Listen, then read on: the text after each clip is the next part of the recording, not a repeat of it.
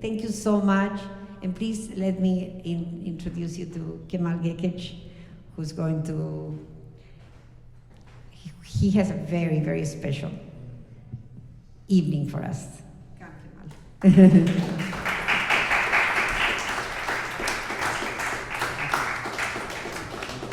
Thank you, Giselle. Thank you, Wilma, for this nice introduction. This is the first thing of a kind. And I flew in at 1 a.m. last night from Europe. So I'm a little bit on a speed, but this is supposed to be a little bit interactive event. So I will tell you about things that I care. I'm not pretending to be objective, although behind many things that I think, feel, and do is a very, very sound scholarship. The objective of every artist is to be as subjective as possible, meaning expressing his thoughts and feelings as much as possible. So what I'm gonna do is I will talk to you about how I feel about recital, how I feel about programming, and I'll tell you about the pieces I'm gonna play for you. And I will play them for you, of course. And first about the modern recital. And this is, I actually want to make it short, but modern recital used to be an institution that has been established for more than 100-something years, as it is now.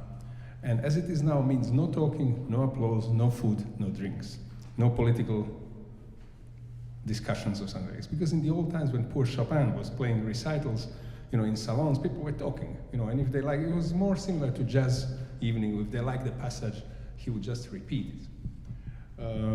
Then with the advent of second generation of romantics, Liszt pupils and others, the recital became canonized.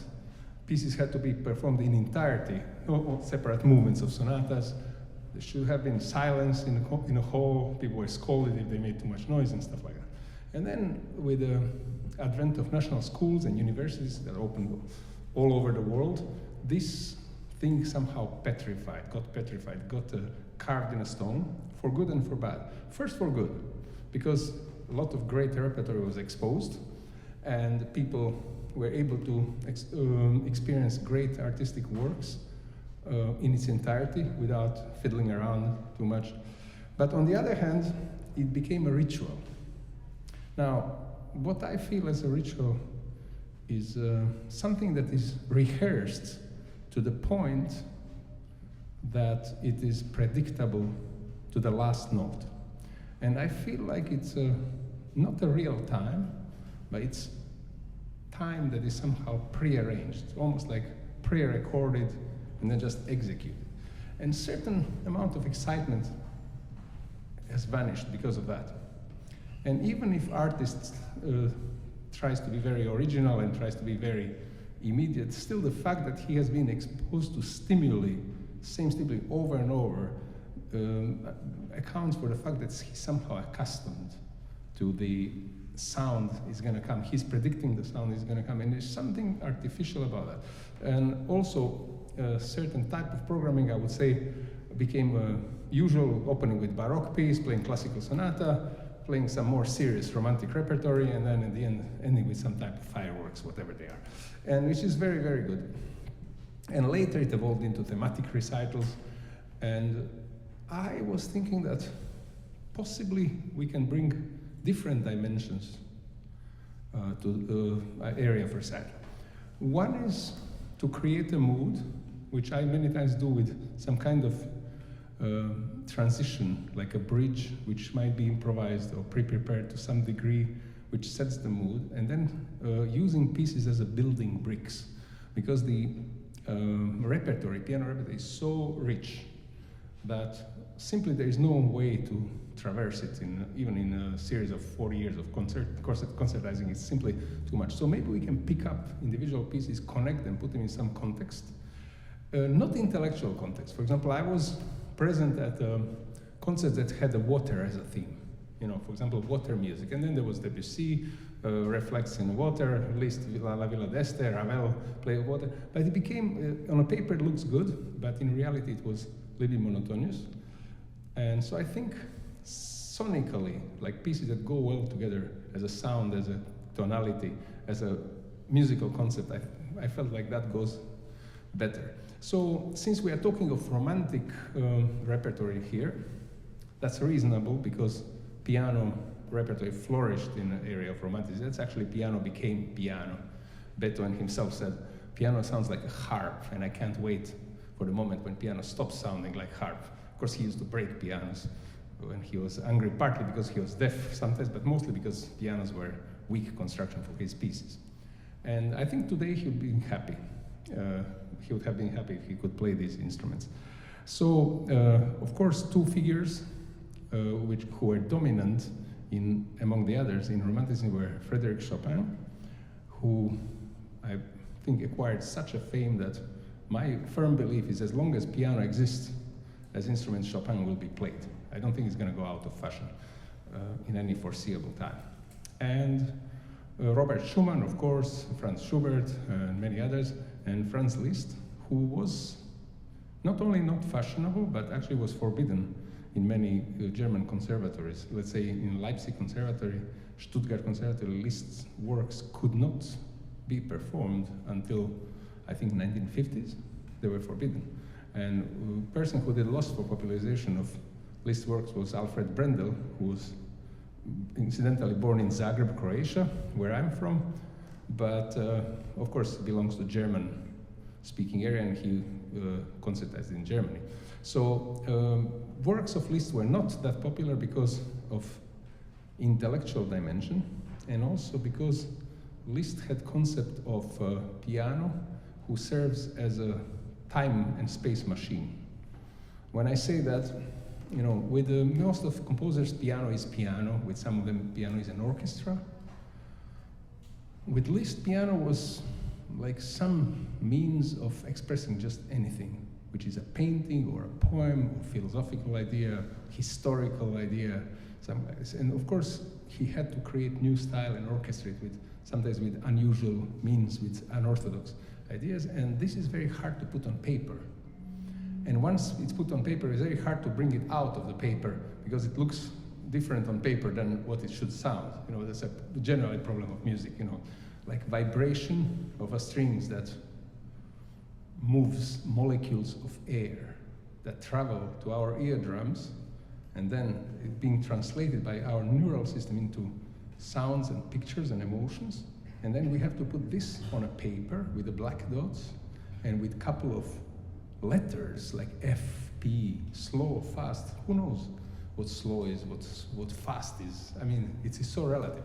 So I believe that for a pianist, a lot of work, other than learning the piece to some degree, is to actually divine what was, not what is on a paper only, but what was the idea that prompted composer to put it on a paper the way it is, and how successful he was, you know, because we somehow feel like the paper is frozen in time. It has been written and it has to be played so.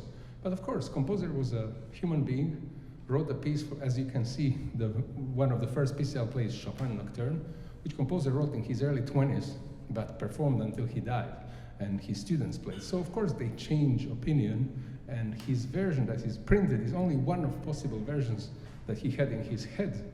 Chopin was a cunning businessman, so he liked to collect money from different sources.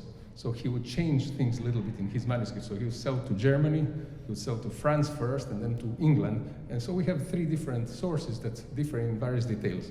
And then there's a number of contemporary reports about how he played those pieces.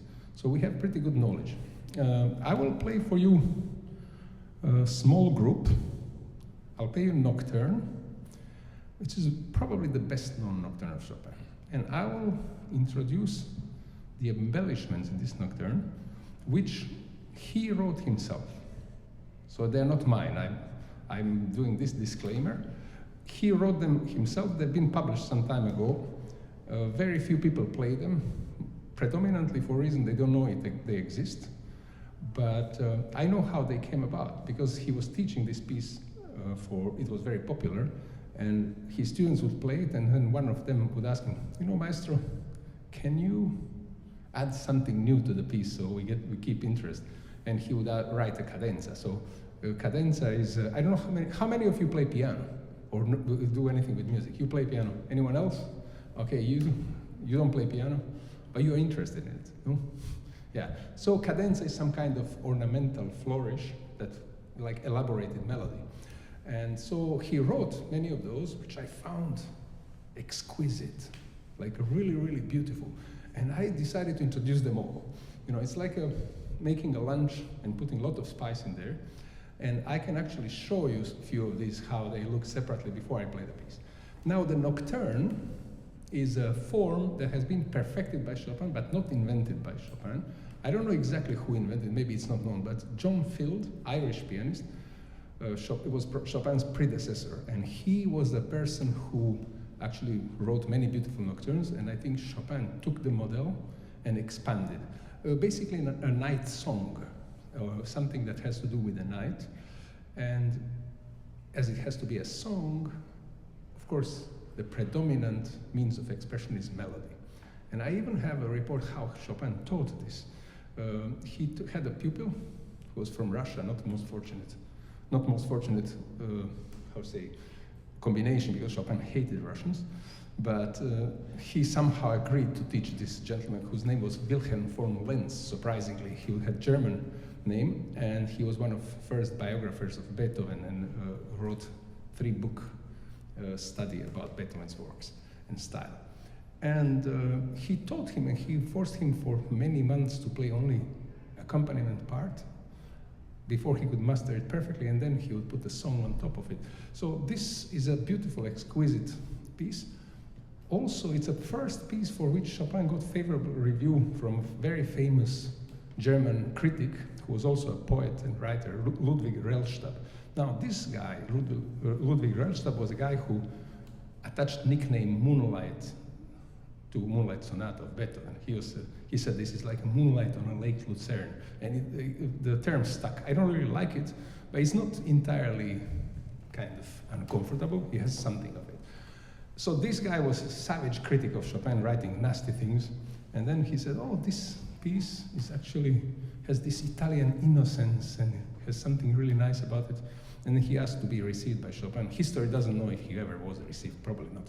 But anyway, so I will play this nocturne, and I'll play 2 waltzes, which I'll also talk a little bit about them separately. They are also very interesting for me, and I believe they will be interesting for you. First, let me show you the embellishment of Chopin.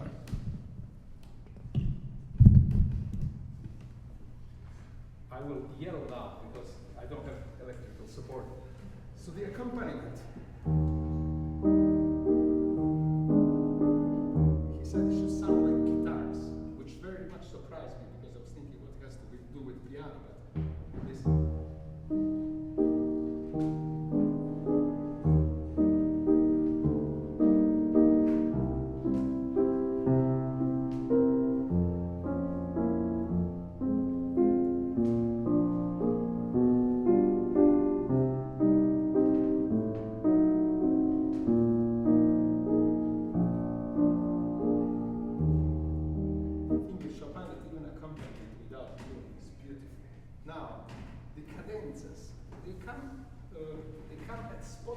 Which are repetitive, because he repeats the same thing over and over.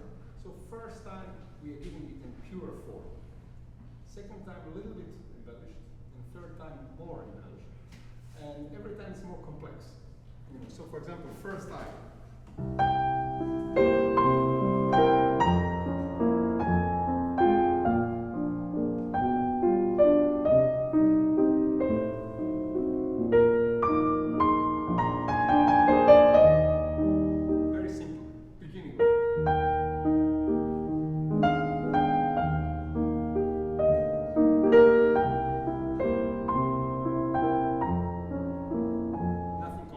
Second time.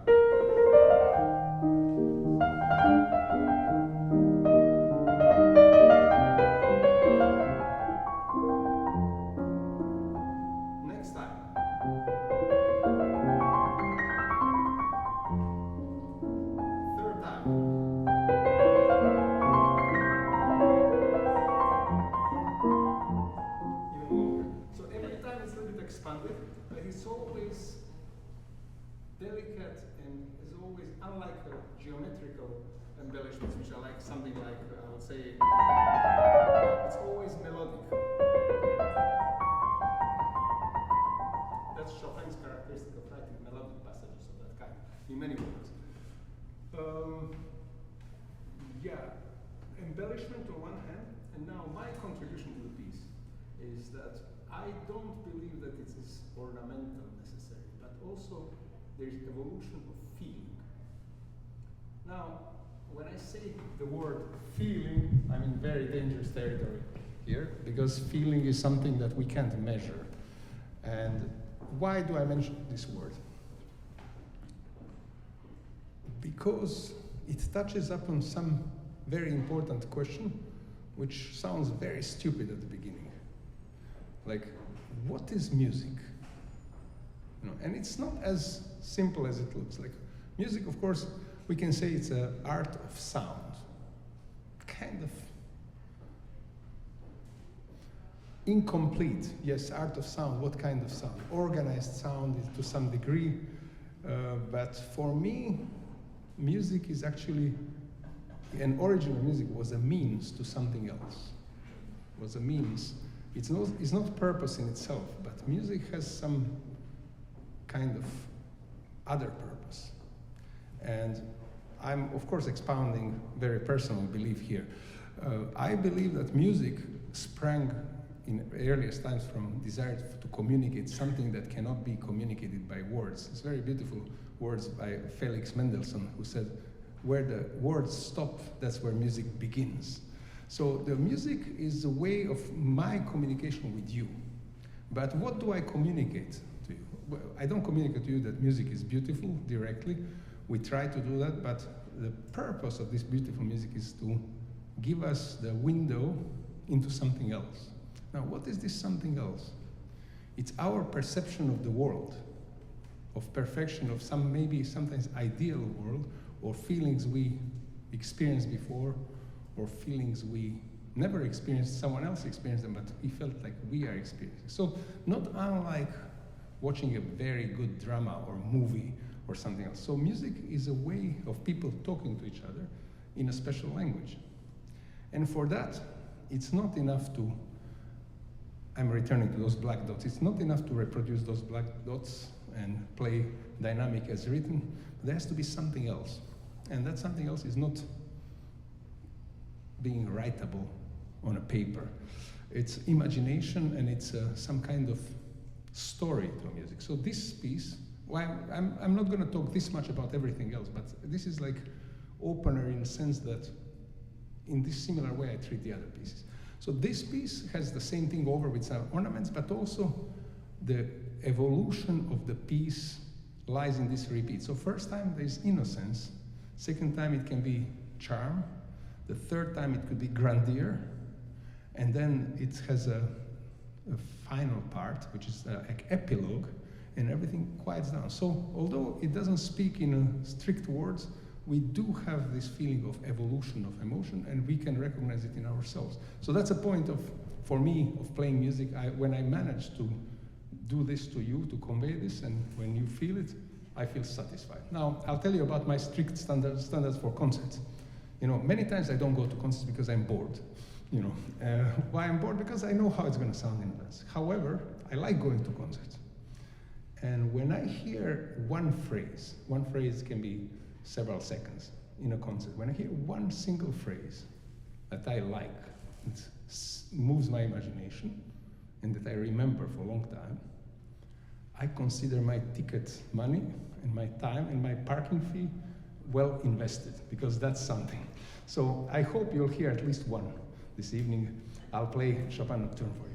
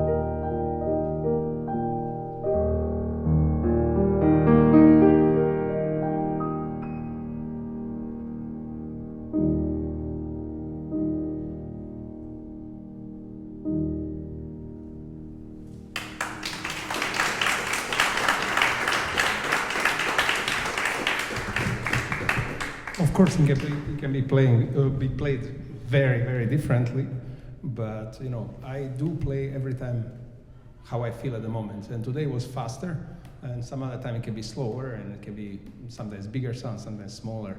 It doesn't matter. It depends on the moment, which has to be created for now and not forever. So we just play how we play today for you. And tomorrow is going to be different piano, different humidity.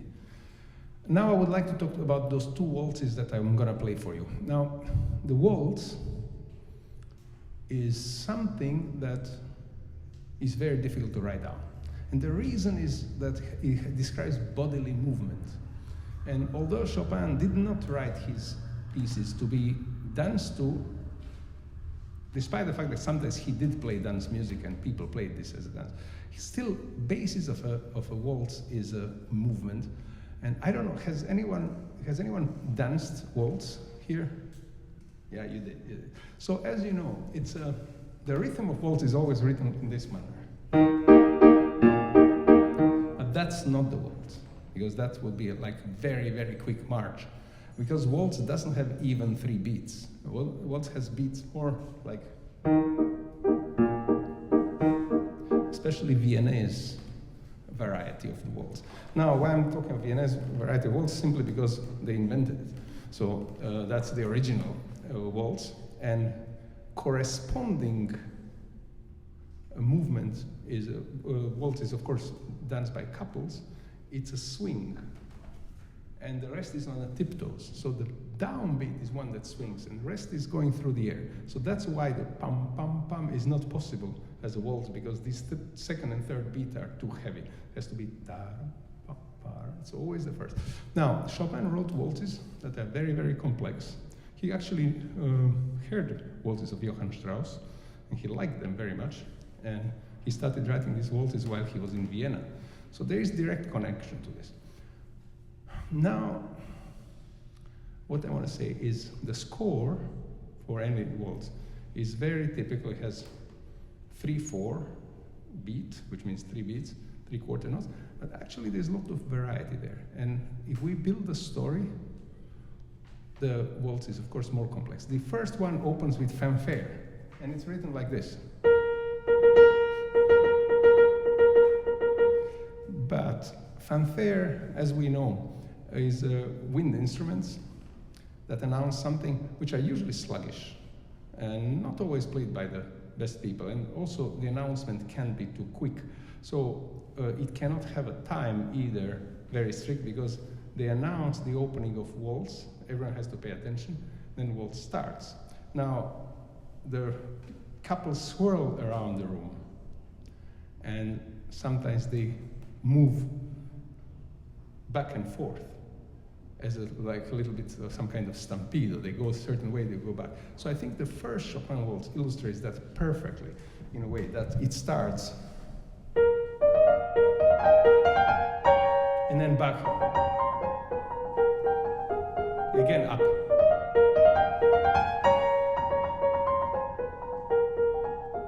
And then coquette comes. Some charming lady. Then we have duet. So 2 of them. Then some kind of sentimental exclamation.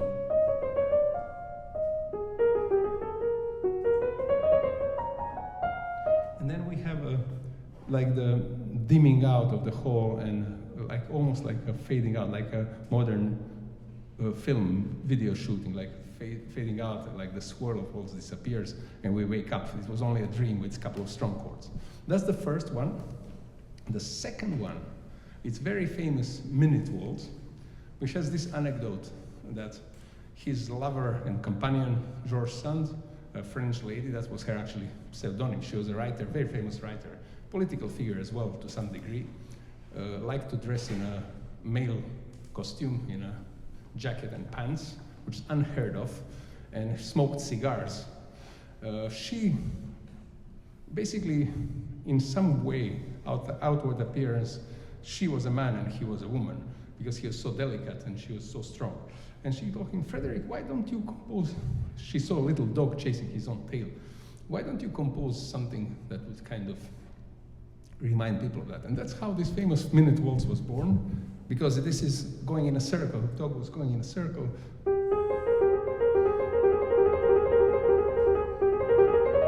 So he immediately picked up the movement. That's at least what anecdote says. And he developed into a very, very charming piece.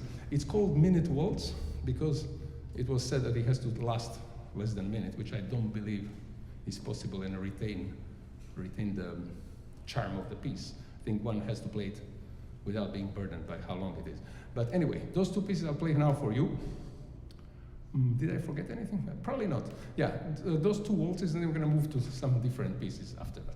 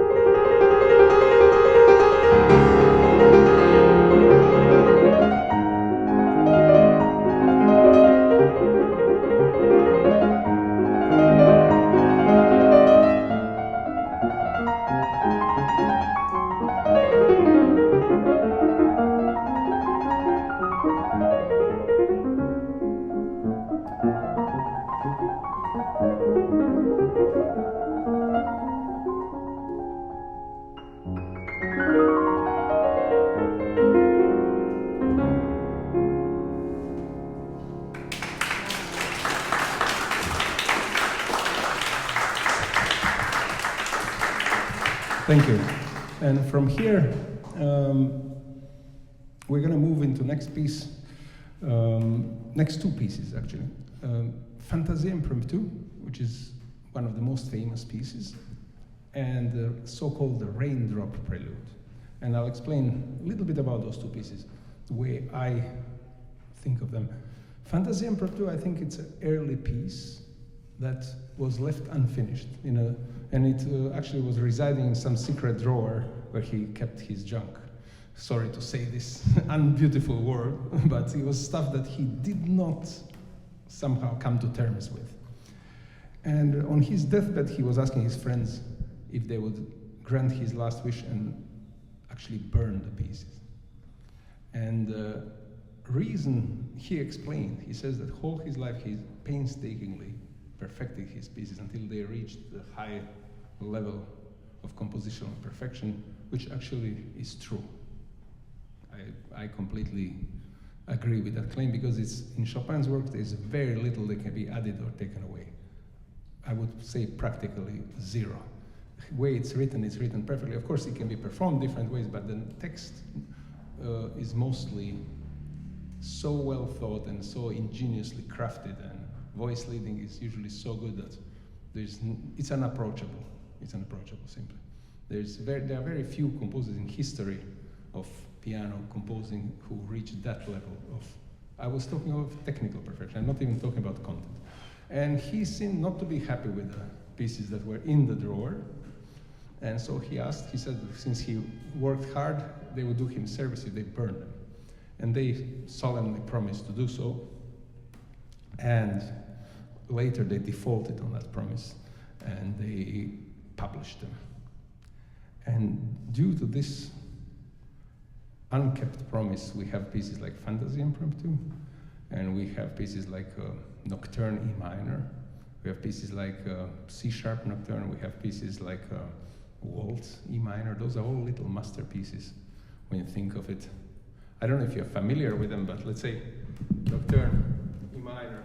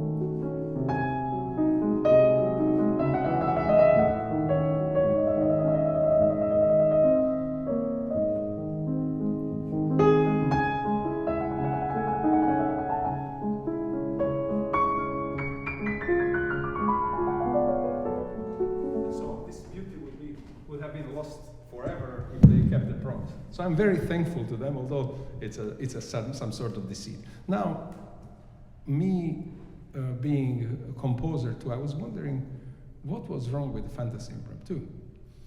And I found out two possible causes. In some instances, the voice leading, which means how notes that are written in certain pitch are being resolved and how they should be resolved, was impossible to accomplish. Simply, it was one of those math problems that are not solvable. And he probably couldn't. I tried it myself, and also you had to go wrong one way or the other. It's like two doors that both lead to some kind of abyss, no matter which you go through, although one of them promises to be the right one. And also, there's something in that piece that is directly, it seems like it's directly lifted from one of Beethoven's works. Now, thinking that Chopin was a composer who was extremely ingenious at inventing passage work that never existed before, it could be that he wasn't aware that he somehow adopted this, or maybe it was just happy coincidence, God knows. But at some point he might have become aware that this passage is exactly the same passage in exactly the same key as famous Beethoven's Moonlight Sonata, and it could be that he didn't want to publish that because he didn't want to be mocked. I'll play you a passage so you can see for yourself. The end of the third movement.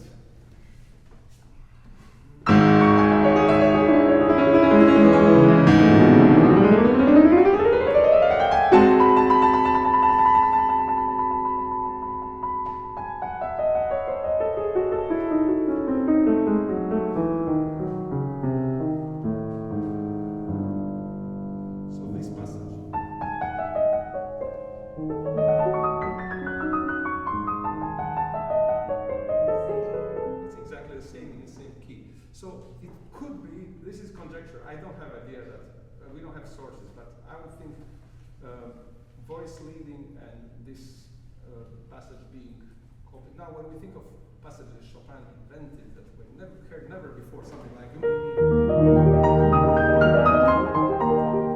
or let's say, which are completely original, then him playing artistic vanity. So one way or the other, this piece was not published during his lifetime and somehow became very, very popular. The second piece I'm going to play in conjunction with this is a famous Raindrop Prelude. Now, this Raindrop Prelude is called Raindrop because in her memoirs, again, the same person I mentioned before, George Sand, she wrote how during their winter trip to Mallorca in Spain, they had to go to the city, which was far away, and he stayed by himself. Now, that wouldn't matter that much if he stayed in a cozy salon, but the thing is that because of his consumption, they were thrown away from their lodgings into an old, abandoned monastery in a nearby village, which was Gothic style, you can imagine, no electricity, and he was scared to be alone, and he imagined dead monks, hearing dead monks from the walls and from the floors. As we know, in many of these monasteries, the dead were buried underground. And he was very prone to such, I wouldn't call them hallucinations, but let's say overstimulated fantasy. And she said that when they returned, he was playing some wonderful music, and then he didn't expect them because they were late for one day. It was a horrible storm outside with the rain and everything. And his hair stood at the end, and he said, "Oh, I thought you're all dead." And then, many authors try to figure out which prelude could it have been, because there are several candidates. This one has ostinato, which means incessant A-flat note being repeated, like when rain is dropping, on one spot. Let's say there's a hole here, and it will be dropping like that. And the melodies are basically thrown around this, but this is constantly. But there are others that also have some heavy drops. It was hard to say which one. Somehow the majority of opinions settled on this one, and I agree with that, for the reason that in a central part, the outer parts are very sunny and very beautiful, but central part has something that is a little bit scary. And what is scary in there? There's some two voices coming from a bass, from underground, because at the beginning the melodies are above this ostinato. Let me show you what I mean. Melodies are here. So they're above, this is under.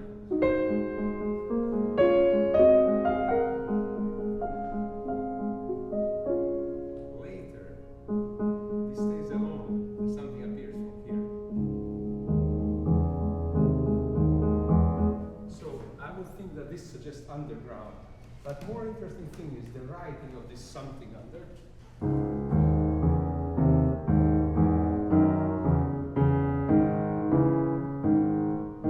Because this is a little bit archaic. And this kind of writing are almost like a textbook for counterpoint. There are 7 basic types of counterpoint, derived probably from Gregorian chant, which is monk music. And this would probably not agree with 7th called Floridus, but would go pretty well with Bourdon and with some other forms. Basically, it's a counterpoint writing in 2 voices, and that would suggest ancient monks singing ancient church music. So that's the reason why I think this piece would be a candidate for Raindrop Prelude, for the story that she described in her memoirs, although we don't have any direct confirmation. So I'm going to play for you the Fantasy Impromptu and connect with this piece. Now, why do I will connect it with Little Bridge, and which I invented myself. And the reason is that two so different pieces share some similar melodic features. I'll show you exactly what I mean. The secondary melody of M Fantasy Impromptu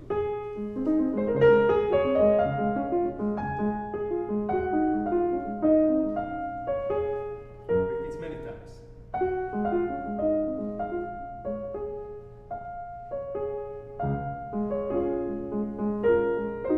It's the same notes, end of melody is the same notes at the beginning of prelude, which are probably written at a completely entirely different time, but I think these things come from unconscious mind of the composer. He doesn't really look in his catalog, say, okay, let me write something different. It just comes, and then later you try to evaluate. So, without further ado, I'll play Fantasy Impromptu and connect it to Raindrop Prelude.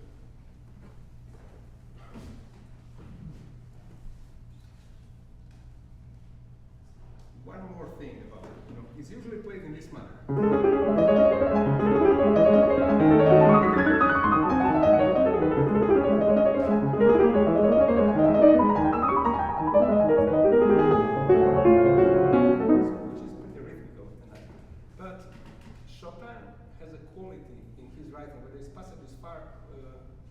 Faster, so that we call it discursive quality, which is conversational quality. So this motif, it's left on a first inversion of this chord. It's being repeated. So it's a sort of musical question. So I think to play it like this, it's okay, but it's like someone memorizing language who doesn't understand. Making sounds. So I feel like it should be pronounced in a conversational manner, which would lead us to interpretation and an answer. And then second question different.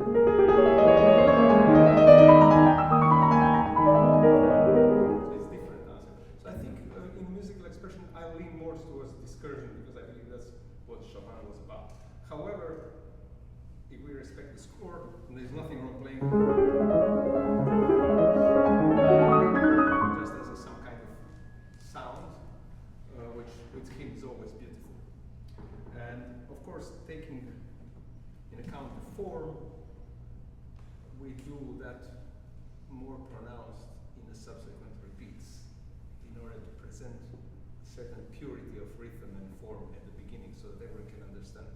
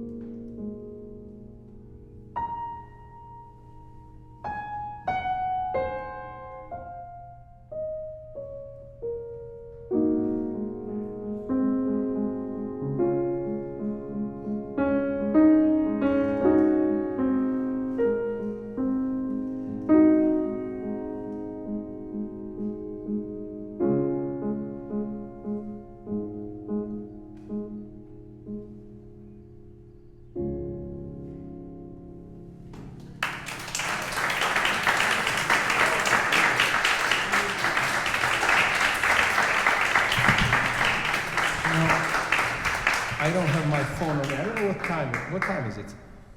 8:25. Say it again. 8:25. 8:25. Okay, so we should do something else.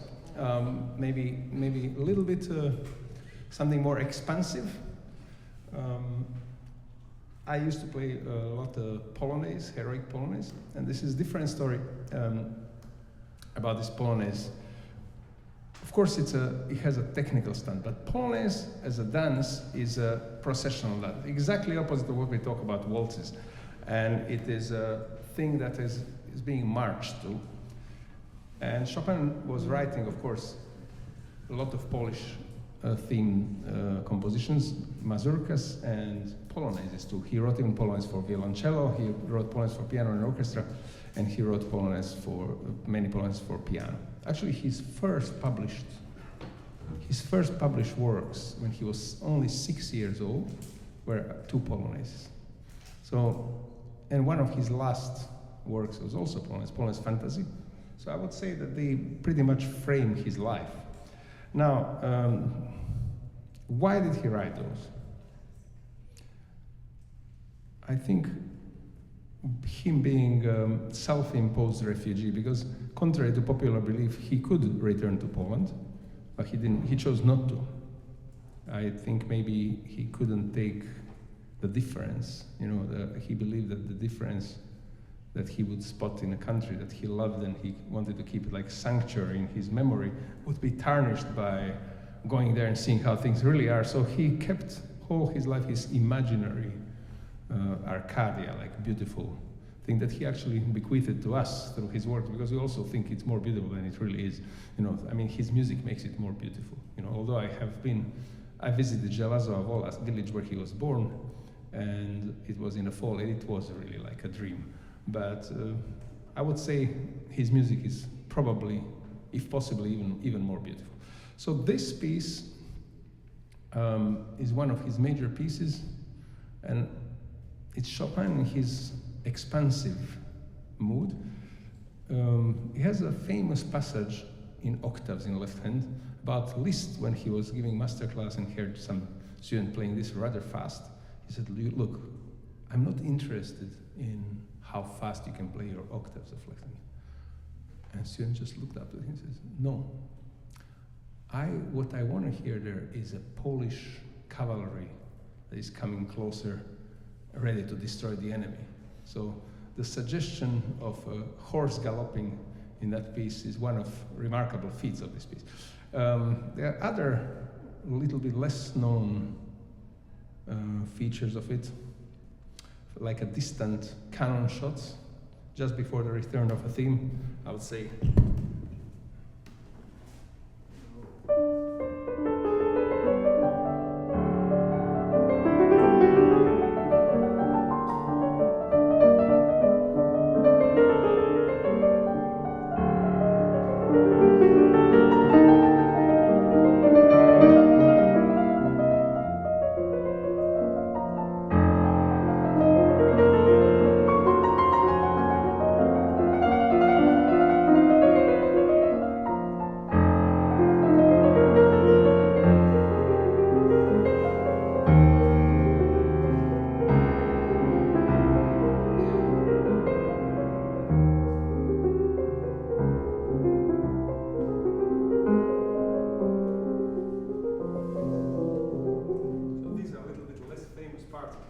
The rest, I could see it in a form of song, basically a duet, because we have a tune which consists of 2 voices.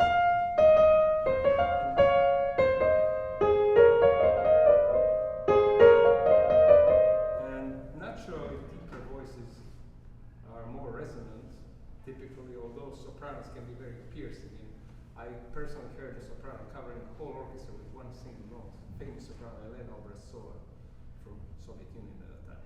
But I think this kind of balance brings certain beauty. Anyway, I'm going to play this piece for you. It's one of the most intoxicating pieces, and it happened that a student played to Chopin, who was a very, very fussy person, very nervous because he was sick, and it happened so that a string snapped.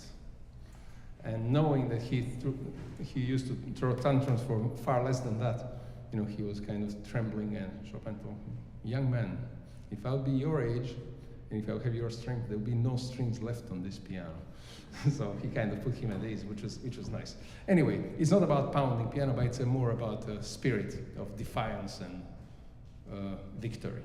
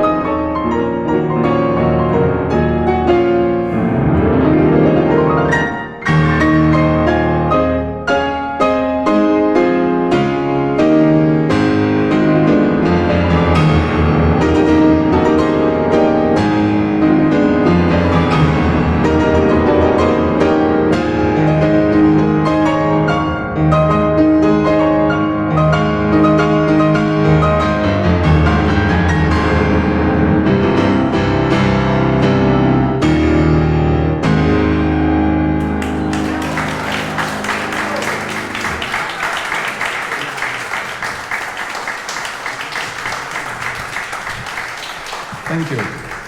So that will finish our Chopin group. I don't know, should I play something else, or is it? No, play something. Okay, because I start losing a little bit because time difference. I start feeling like it's, it's in Europe it's like 2:30. I'm sorry for that. Anyway, I can play a couple of Liszt pieces. I can play Liebestraum, famous love dream, and this piece is interesting because it's a typical Liszt writing of things that he learned as a small kid, which is variation technique. But this variation is probably it was drilled into him by Karl Czerny, who was Beethoven's student. This is how to adorn the theme through different registers and different textures in order to make it less monotonous. Because we have to remember, although we play songs on a piano is basically an instrument where hammers are hitting sets of strings that have nothing to do with each other.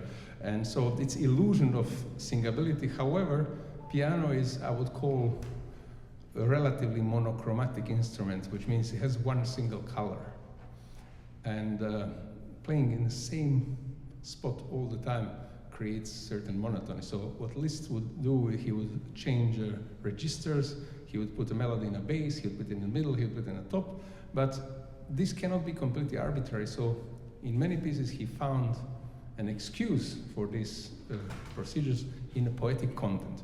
Or maybe we can turn it upside down and we said he was using what he knew and what he invented in order to disclose poetic content. Whatever reason it is, this is a simple melody that is being repeated 3 times. And each time it's actually a little bit different. First time it comes in a middle register, which is here.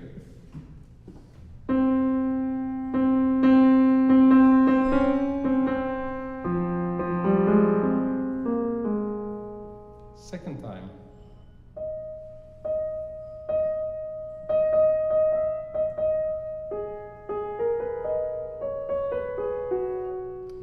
And the third time here with echoes.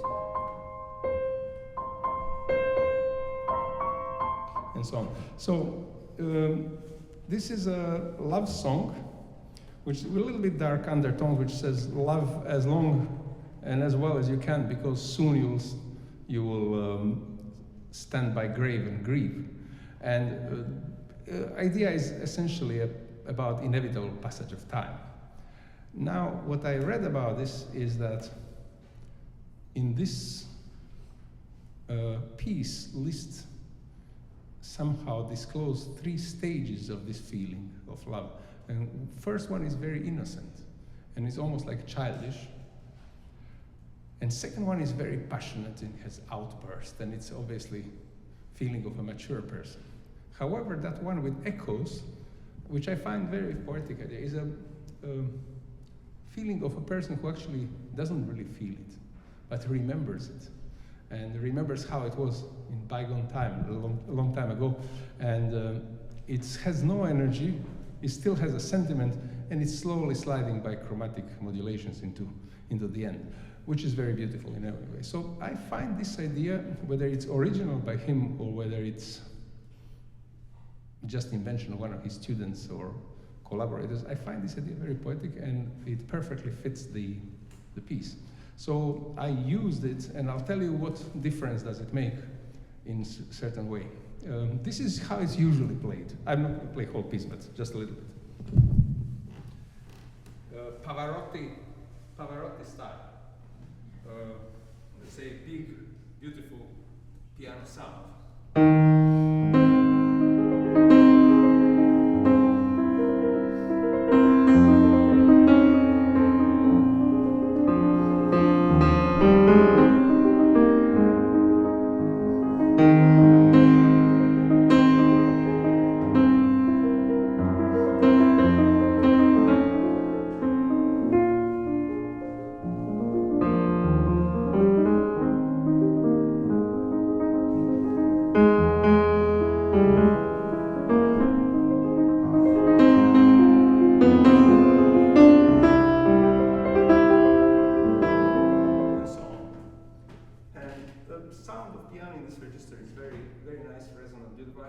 serves purpose really well, and it's easy to balance against the accompaniment which is around.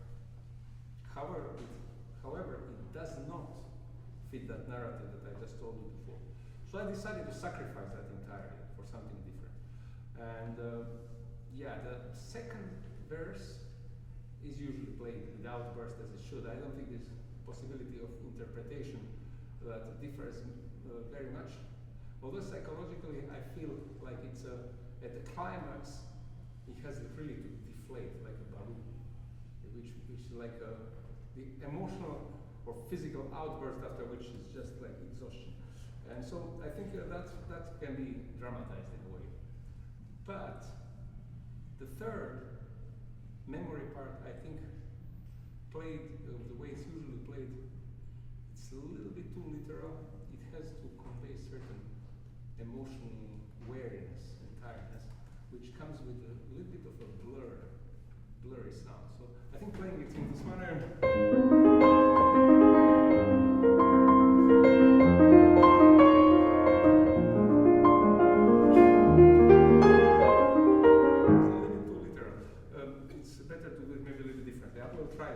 Anyway, I'll explain what I mean just by playing. So the first strophe is going to be the innocent and tender, second one passionate, and the third romantic. And then that's okay. We just talked about these concepts, how they used to be more interactive. So we are not going to apply the strict standards now. Good. Perfect.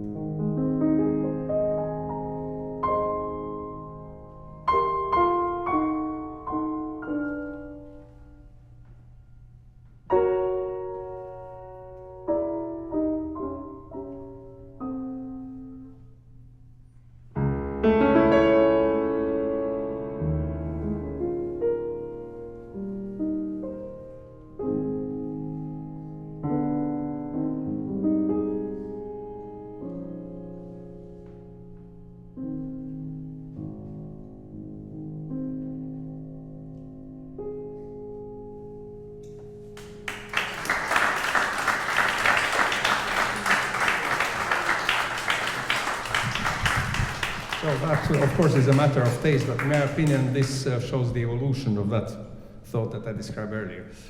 I can play you a concert etude of Liszt, which exists in two versions. One is version that 99.9 pianists play, and they don't know about the other version. Other version is done by cousin of Rachmaninoff, who was Liszt student at a very early age, which means Liszt was very old, and this guy was very young. He was maybe 17, 18 at the time, and he heard Liszt play many times. Now, Liszt played a piece that he has written 30 or 40 years before that time. And Zilotti said that he changed it so much, and it was so interesting that he felt compelled to write it down. And he says he was as accurate as possible as to every miniature detail of the score, which is fingering, accents, dynamics. And you know, I looked at it, and on a page it didn't really look good. And it looked a little bit kind of, I don't know, convoluted. However, when I tried it, I liked it a lot, and I thought it's an improvement of a sort over the early version. And then I played it subsequently in concerts quite a bit, and it was met with quite a good success. And differences are, basic outline of the piece is the same, but the texture has been changed. So at the beginning it starts very tenderly and with a certain type of sound that is kind of sweet. I would say like.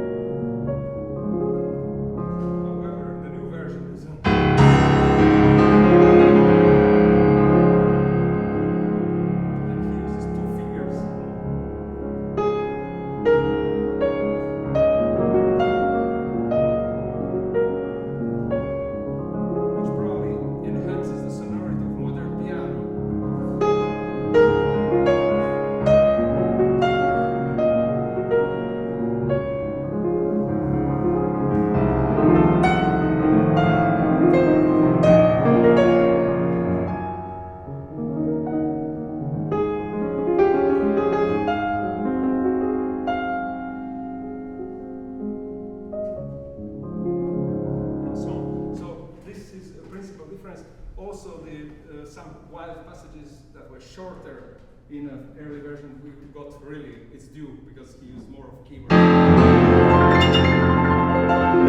originally were only. It's more like lightning. It was a little more of sonatic, and yeah, and he added some cadenza, which is a little bit before the final section, which is a little bit thoughtful. So let me play that piece for you.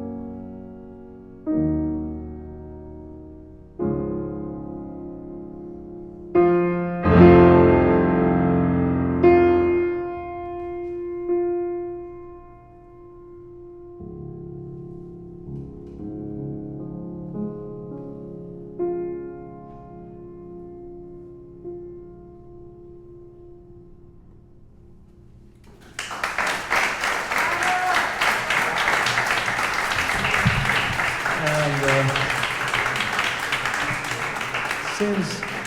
since this we have to bring to a close, it's getting late, I'll play one last piece.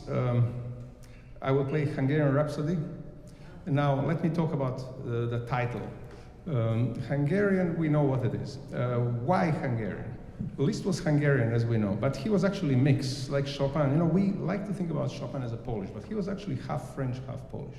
In his heart, he was Polish because he lived in Poland. So, of course, he liked his homeland. And it's ironic that his father actually moved from France to Poland, and then he moved back to France and died there. So there's some symmetry in this kind of life path. Liszt was born in Austria. At that time it was Austria. It was actually Holy Roman Empire, let's put it that way, which is some kind of equivalent of modern European Union, minus a couple of countries. And it became Austro-Hungarian Empire in 1868, when Hungarians were rebelling so often that finally the Austrian royal house, imperial house, decided, well, let's give them their piece of cake.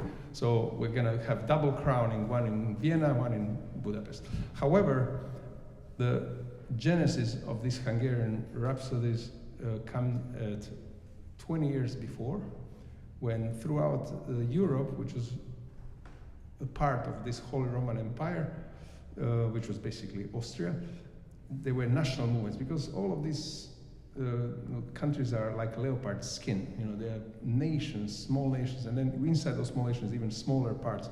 And so they became aware of their origins, of their, how should I say, identity, and they demanded their own identity within a state or as a separate state. And it was a political question. And Liszt felt uprooted because he was some kind of cosmopolitan. His native tongue, which was German, he forgot. He spoke perfect French, and he barely spoke any Hungarian, which he never mastered to the end of his life. However, he felt very Hungarian. And he thought of creating national epos, which is a body of poetic work that glorifies the past of his nation. And to this goal, he went to Hungary, and he collected songs which he thought at the time were Hungarian. Part of them were international or city songs, and also played by gypsies, and some of them were Hungarian, to say truth. Later, there became big musicological debate about that, but this doesn't interest us at this point. He was impressed by gypsies and their bands, and now I was born in former Yugoslavia, and I spent my youth in what is Serbia now, north part, which is not far from a place where he was born. And we, to this day, have gypsies and gypsy bands who play in restaurants. Like just a couple of years ago, I was there playing with Philharmonic, Brahms concerto and Rachmaninoff concerto. And after that, we went to a restaurant, and there were gypsies just exactly the same as in his time, who come and they play their songs, you know, improvise, and make up music, make live music right on the spot. Now, what is interesting about this, and why I'm saying this story, the type of music that they play, and the particularly manner, is unbridled. It's something that can't be learned, at least unless one is a gypsy himself. It can be learned at any kind of institution, clearly. And it's not only manner of performance, which is very fiery and improvisation, but it's also a degree of faithfulness to the material, because they consider it their duty to embellish, to make it nicer, to make, how should I say, certain changes to the original thing. And usually their thing starts slow, and it gets faster, and it gets faster, and it gets even faster. It gets fast and fire that it's hard to believe what it is. So it's very intoxicating in a way, and I think Liszt was intoxicating to the point that he took one of them, young man, trying to give him education and help him throughout life, which of course miserably failed, because then as now they were state within states, they have their own laws, and they are not bound to this kind of lifestyle. And so he wrote a letter this young man was Jossi. He told him, you know, you stay what you are, and actually we envy you to a degree because you have your freedom that we will never have. So I'm saying this, personally, I'm not interested in this matter that much, but as much as it reflects music, which is extremely free, and free in a point, to the point that the boundaries of the text are basically obliterated, and text uses as a material. And confirmation of this I have in a report of Liszt Masterclass again. I must say there's a lot of reports on that. And one young man played the Rhapsody, and he asked him, why are you playing it like that? And he says, Maestro, because that's how you wrote it. And he told him, well, you don't have to take it that literally. You know, you can kind of do something with it. So in that spirit, I'm going to play this Rhapsody, the last piece of this little gathering, and I hope you're going to enjoy it.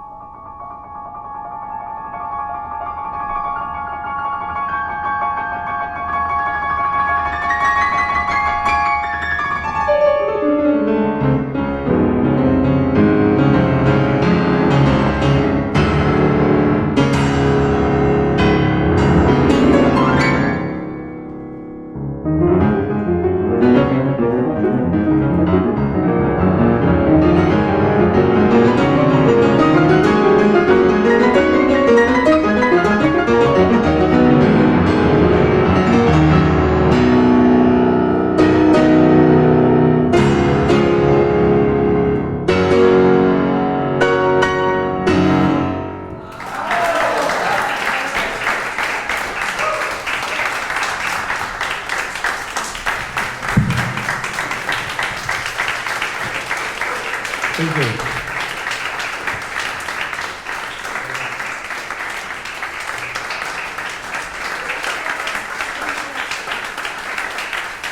Thank you very much. This piece concludes on a good note our tonight's gathering, and I hope you will enjoy this on more occasions to come. Not necessarily with me, but with someone else. And it's always going to be probably delightful and entertaining and educational as well. Please say bye to everybody. You have any reception? Yes, there's a little reception. I think we can all enjoy some water, wine, whatever everyone likes, and we can exchange some little conversational tidbits. Thank you.